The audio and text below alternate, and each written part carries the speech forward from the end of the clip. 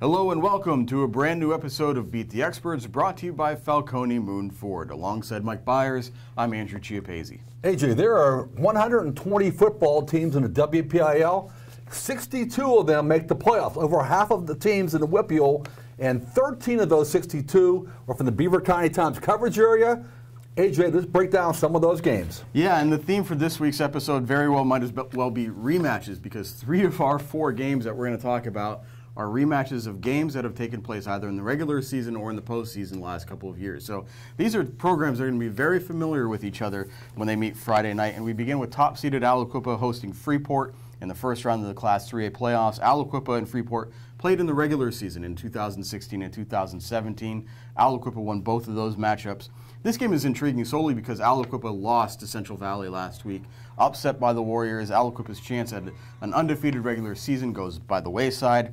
And some might be tempted to pick against Aliquippa and make the trendy upset pick here.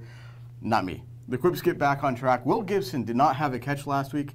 That's going to change against Freeport Friday night. I think he and the Quips dominate. Aliquippa is going to win this game. Yeah, AJ, I agree. For one thing, you mentioned that the Quips have played Freeport the last 2 years. It was actually 3 years in a row. The Quips beat Freeport in the WPIAL semifinals 3 years ago, 36-14. I just think Aliquippa is so mad at itself right now for whatever happened Friday night at Central Valley. Did they take the Warriors lightly? Didn't they play well? They didn't play well, obviously. Was the rain a factor? Who knows? But they're a much better football team than that, and they will rebound. I believe they're going to crush Freeport on Friday night. Very well could be the case. Central Valley, meanwhile, will travel to Derry on Friday in the Class 3A playoffs. The two teams played in the first round in 2016, a game that Central Valley lost 33-20. You know, Central Valley kind of backed into the playoffs that year. That's not the case this year. Central Valley has won 5 of its last 6, including the upset win over Aliquippa. You know, a couple of weeks ago, I covered Central Valley's game against Hopewell. The Warriors won handily, and afterwards, senior wide receiver defensive back Anthony Mendocino told me, this is a very different Central Valley team than took the field in week 1. He said they were playing much more comfortable on offense, and they were back to playing typical Central Valley defense. Aliquippa found that out Friday night with a great performance by that Warriors defense. Derry's going to find that out this week. Central Valley is going to win this game, and I wouldn't be surprised if it wins comfortably. Well, you know what, AJ? A couple things here. Derry is a very strong football program. In the last 3 years, I believe they've gone 29-4. They're a number 2 seed in the 3A bracket.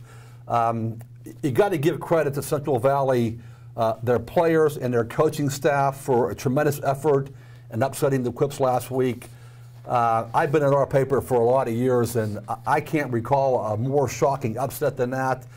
People were texting me that night. We were at the Freedom game, by the way, you and I, and people were texting me, asking me, were the Quips playing their starters this night? Yes, they were. All of them played.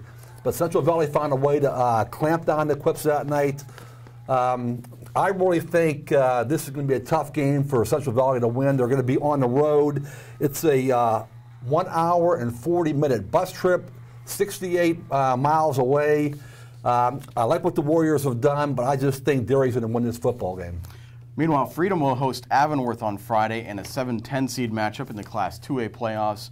You know, in the wake of Russ Barley's arrest and resignation last week, there was a lot of talk about how Freedom's offense would respond. Barley was the engineer of that offense and that wing T. But they did fine against Western Beaver, scored 33 points. And this week, really, the concern should be the defense, because Freedom is going up against quarterback and Derek Johncore, who has 2,379 yards and 23 touchdowns. That's probably the best quarterback that Freedom's faced all year. Maybe the closest is Mohawk's Nick Wheeler, but he doesn't have nearly as many yards or as many touchdowns.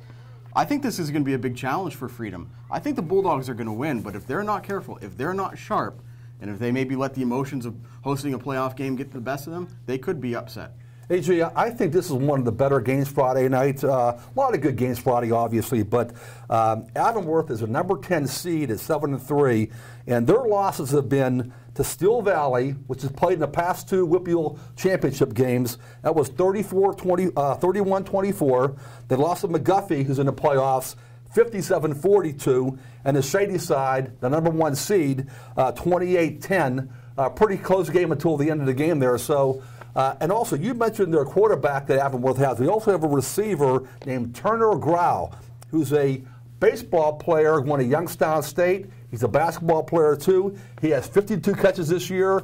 A very tough test, but I think in a very close game, Freedom playing at home pulls it out.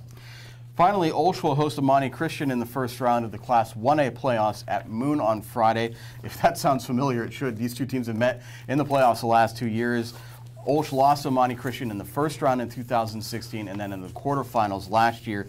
So, Mike, will the third time be the charm for Olsh? I think it will be, because you know what? Imani Christian isn't as explosive on offense as it has been in the past couple years. They're still dangerous. They're still very good.